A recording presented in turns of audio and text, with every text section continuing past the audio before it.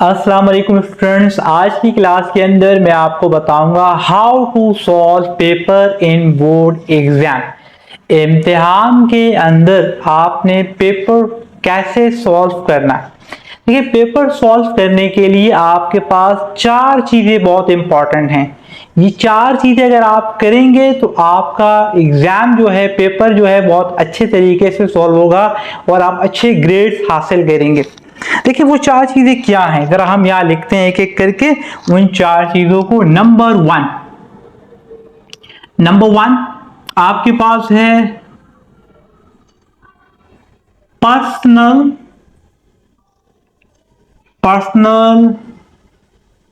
Management. एक एक करके मैं आपको एक्सप्लेन करूंगा कि पर्सनल मैनेजमेंट से क्या मुराद है। नंबर टू आपके पास है, वो है pre exam initiative. Number three time management with effective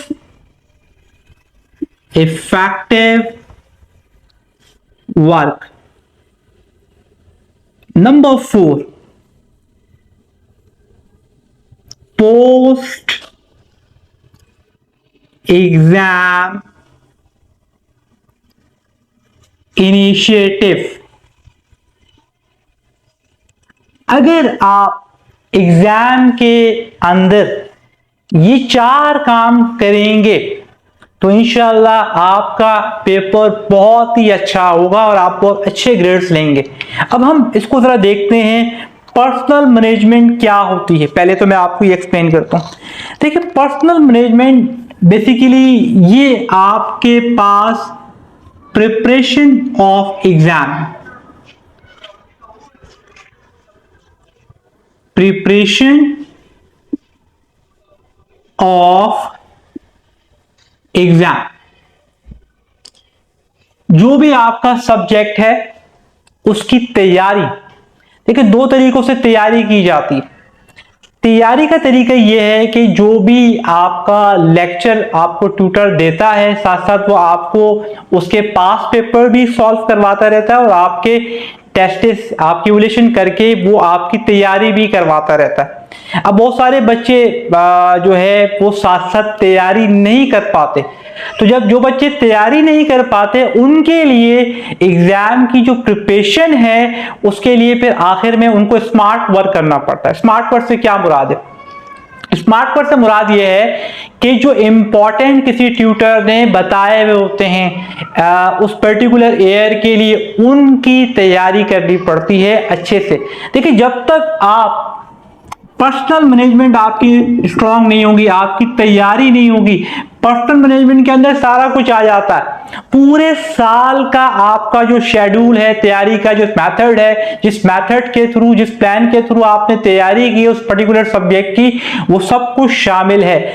जब तक सब्जेक्ट की तैयारी नहीं होगी आप पेपर तो कर ही नहीं सकते। देखिए, फॉर एग्जाम्पल, मैंने अपना सब्जेक्ट याद ही नहीं किया और मैं एग्जाम में चला गया, तो जब तक मुझे सब्जेक्ट पर कमांड नहीं होगी, सब्जेक्ट मुझे याद नहीं होगा, उस वक्त तक मैं कभी भी अच्छा स्कोर नहीं कर पाऊंगा। स्कोर के लिए सब्जेक्ट पर कमांड लेना बहुत इंपॉर्टेंट है और ये एक दिन में नहीं आती। ये पूरे साल, पूरा जो आपका सेशन है उसमें आपका एटीट्यूड बताता है, आपकी मैनेजमेंट बताती है कि आप किस तरीके से अपने आप को प्रिपेयर कर रहे हैं एग्जाम के लिए। ये बड़ा इंपॉर्टेंट बात है, बहुत इंपॉर्टेंट चीज मैंने आपको बताई है। Preparation of exam particular subject की जो आप कर रहे होते हैं पूरा साल, अगर इन केस किसी बच्चे ने नहीं की तो फिर स्मार्ट वर्क की तरफ जाना पड़ता है और इंपॉर्टेंट क्वेश्चन जो है, जो किसी पर्टिकुलर ट्यूटर ने बताए होते हैं, उनको देखकर हम एग्जाम की तैयारी करते हैं। सब्जेक्ट पर कमांड लेके आते हैं। जब आपका सब्जेक्ट सब्जेक्ट जो है आपका स्ट्रांग होगा, आपकी कमांड होगी, तो आप आपका जो पहला जो पर्सनल मैनेजमेंट है, आप एक काम कर चुके होंगे, पेपर में जो कंटेंट आएगा उसके बारे में आप लिख सकते होंगे, उसका जवाब दे सकते होंगे। इसके लिए सब्जेक्ट पर कमांड होना बहुत जरूरी।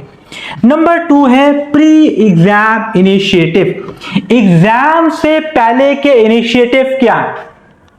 जब आप एग्जाम के लिए अपने आप को मेंटली रेडी कर रहे होते हैं तो आपने कोई भी स्ट्रेस नहीं लेना, कोई भी प्रेशर नहीं लेना। Be relax before your exam, don't any stress और प्रेशर बिफोर योर एग्जाम। कोई प्रेशर नहीं लेना। जितनी प्रिपरेशन आपने की है उस पर आपको कॉन्फिडेंट होना चाहिए, आप आराम से एग्जाम को कर लेंगे।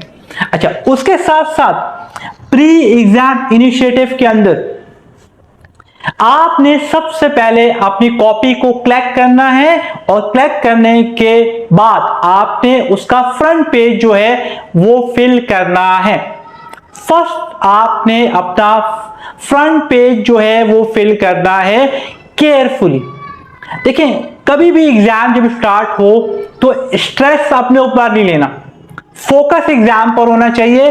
फ्रंट पेज बहुत ही एहतियात के साथ आपने फिल करना है। ये प्री एग्जाम इनिशिएटिव में इंक्लूड होगा। नंबर 3, time management with effective work. Time management is very very important for examination, because के आपके पास डिफरेंट सेक्शन होते हैं, section A, section B, section C. सबसे पहले आपको जो 20 मिनट अलॉट किए जाते हैं वो है एमसीक्यूज के लिए, यानी कि टाइम मैनेजमेंट के अंदर जो पहली जो चीज है वो आपके पास एमसीक्यूज जो है वो आप करेंगे फर्स्ट 20 मिनट्स के अंदर। फर्स्ट 20 मिनट्स के अंदर आपको एमसीक्यूज करने। अब एमसीक्यूज कैसे सॉल्व करना है? एमसीक्यूज के लिए देखें, पहला काम आप कर चुके हैं, पर्सनल मैनेजमेंट प्रिपरेशन आप करके आए हैं। बड़े ही एहतमाम के साथ, बड़ी आराम से, बड़े ही तरीके से आपने एमसीक्यूज को पढ़ना है और जो करेक्ट ऑप्शन आपके पास है उसको आपने फिल करना है, उसके बबल को आपने फिल करना है। देखिए, बड़े आराम से आपने करना है, क्योंकि अगर आपने कोई गलत बबल फिल कर लिया तो सेकंड बबल जब आप फिल करेंगे तो वो एमसीक्यूज जो है आपके पास इनवैलिड हो जाएगा, वो एक्सेप्ट नहीं होगा। एक बबल आपका फिल होना चाहिए। इसके अंदर आपने बहुत ही आराम से और बहुत ही समझ के पूरा एमसीक्यूज पढ़ना है। बात टाइम क्या होता है, हम आधा एमसीक्यूज पढ़ते हैं, ये तो मुझे आता है और ऑप्शन हम गलत लगा देते हैं। पूरा एमसीक्यूज पढ़ना है केयरफुली और उसके बाद जो सही ऑप्शन है वो आपने फिल करना है। 20 मिनट 17 एमसीक्यूज, इसका मतलब 1 मिनट के लिए आपके पास एक एमसीक्यूज है। बहुत सारे बच्चे एमसीक्यूज आखिर में कर रहे होते हैं। देखिए, एमसीक्यूज फर्स्ट 20 मिनट्स के अंदर आपने कंप्लीट कर लेना है हर सूरत में, और 20 मिनट इनफ है। 17 मिनट में आपके 17 एमसीक्यूज हो गए।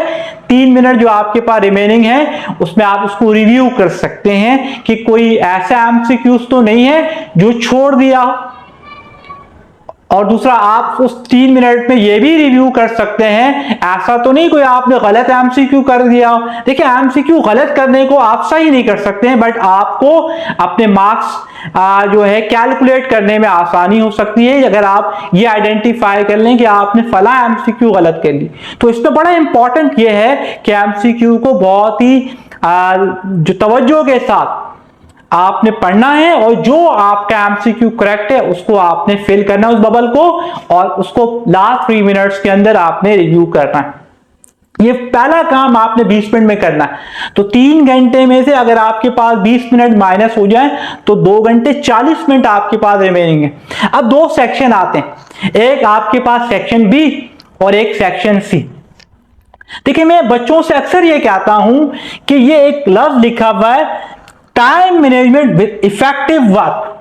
काम ऐसा करें, टाइम भी मैनेज हो और काम ऐसा हो कि कोई अगर आपकी कॉपी को असेस करे तो असेस करते वक्त वो इस बात का कायल हो कि कॉपी आप जिस बच्चे की है वो बड़ा ही काबिल और बड़ा इंटेलिजेंट बच्चा है। और उसके लिए बड़ा इंपॉर्टेंट काम यह है कि सेक्शन बी और सेक्शन सी के अंदर जिस सेक्शन के क्वेश्चन आपको 100% याद हो, आपके क्वेश्चन में मिस्टेक 100% ना आने की हो, उस सेक्शन को आप पहले करें।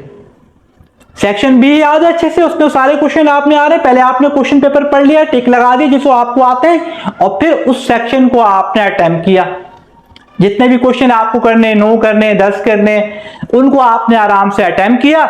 और याद रखिएगा क्वेश्चन नंबर वाज़े मेंशन करें। दूसरी बात यह है कि क्वेश्चन नंबर अगर क्वेश्चन पेपर में रोमन में है तो आप रोमन में लिखें, वहां रोमन में है और हम नंबर में लिख रहे हैं, दिस इज रॉन्ग। अब वहां एबीसी लिखी हुई क्वेश्चन नंबर में, हमने जो है एबीसी के अलावा नंबरिंग लिखी हुई। जो आपको क्वेश्चन पेपर में जिस लैंग्वेज में आपको क्वेश्चन मेंशन हो आपने उसी में करना।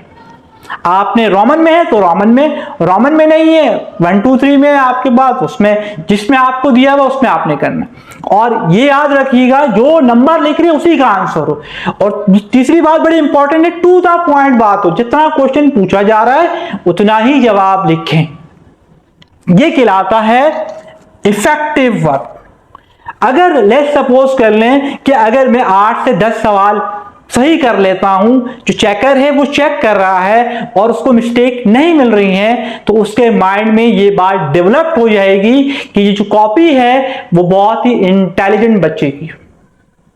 नंबर सी सेक्शन पर जब आप जाएंगे, सी सेक्शन के अंदर आपने उसी तरीके से जो भी इंस्ट्रक्शन आपको दी गई उस हिसाब से क्वेश्चन को करना है। याद रखिएगा सी सेक्शन में अगर आप क्वेश्चन नंबर 2 कर रहे हैं, 2 पार्ट हैं, तो दोनों एक साथ कीजिए, या 3 का है तो 3 दोनों एक साथ कीजिए। ऐसा भी होता है कि किसी बच्चे को 2 आ रहे हैं, एक 2 का आ रहा है, एक 3 का आ रहा है, तो 3 और 2 का एक एक कर लेंगे, वो 2 सवाल काउंट हो जाएंगे। अगर आप 4 में से अटेम्प्ट करेंगे फिर वो काउंटेबल नहीं होगा, काउंटेबल नहीं होगा। 2 पार्ट आपने कंप्लीट क्वेश्चंस के करने हैं, चाहे वो 2 के कर लें, चाहे वो 3 के कर लें, चाहे वो 4 के कर लें। अगर आप एक चॉइस वाला भी कर लेते हैं, दिस इज नॉट एक्सेप्टेबल। तीसरी बात बड़ी इंपॉर्टेंट है, आपने सेक्शन बी किया, कुछ सेक्शन क्वेश्चन आपको आते थे आपने कर लिया, आपने सेक्शन सी कर लिया, फिर सी के बाद फिर बी किया, फिर एक पार्ट आपको फिर सी का आता था वो किया, फिर वो बी का। भाई आप जो आपको जितने क्वेश्चन आते हैं पहले वो सेक्शन पूरा कर लें। सी करना है सी कर लें, बी करना है बी कर लें। आप रैंडमली एक सेक्शन से दूसरे सेक्शन पे ना जाएं। और इसको आप देखिएगा कि जब आप टाइम मैनेजमेंट करेंगे और बिल्कुल इसी तरीके के काम करेंगे तो आपका टाइम भी कम लगेगा और बहुत जल्दी आपका एग्जाम भी हो जाएगा और बहुत इफेक्टिवली होगा। और लास्ट चीज आपके पास लिखिए पोस्ट एग्जाम इनिशिएटिव। सब कुछ करने के बाद जो आपको इंस्ट्रक्शन दी गई है उन इंस्ट्रक्शन को पूरा करने के बाद जब आपका पेपर हो जाए फिर उसके बाद एक नजर उसको देख लीजिए, कहीं पर आपने कोई क्वेश्चन नंबर तो नहीं मिस कर दिया, कहीं पर आपने कोई ऐसी मिस्टेक जो लिखते हुए पढ़ने में नहीं आई, पर अब जब आप पढ़ रहे हैं तो वो आपके दोबारा पढ़ने में आ रही तो उसको आपने करेक्ट कर लिया। और ये बात बाखूबी देखिएगा कि आपके पास जो फ्रंट पेज है वो आपने सही फिल किया है कि नहीं। लास्ट टाइम ये होता है कि रोल नंबर लिखना भूल गए, या इनरोलमेंट नंबर लिखना भूल गए, या सेंटर नंबर लिखना भूल गए। तो ये सारी चीजें is very very important for ये एग्जाम, बहुत ही इंपॉर्टेंट चीजें मैंने आपको बताया। अगर आप इन 4 स्टेप्स को फॉलो करेंगे अपने एग्जाम के अंदर तो इंशाल्लाह आपके बहुत ही अच्छे ग्रेड्स आएंगे, आपके बहुत अच्छे ग्रेड्स आएंगे आपकी क्लासेस के अंदर। तो आई होप कि आपको ये वीडियो बहुत पसंद आएगी। नेक्स्ट वीडियो में मैं इंशाल्लाह आपको कि how to solve front page of copy, front page copy का कैसे सॉल्व किया जाता है वो आपको बताऊंगा। अल्लाह हाफिज।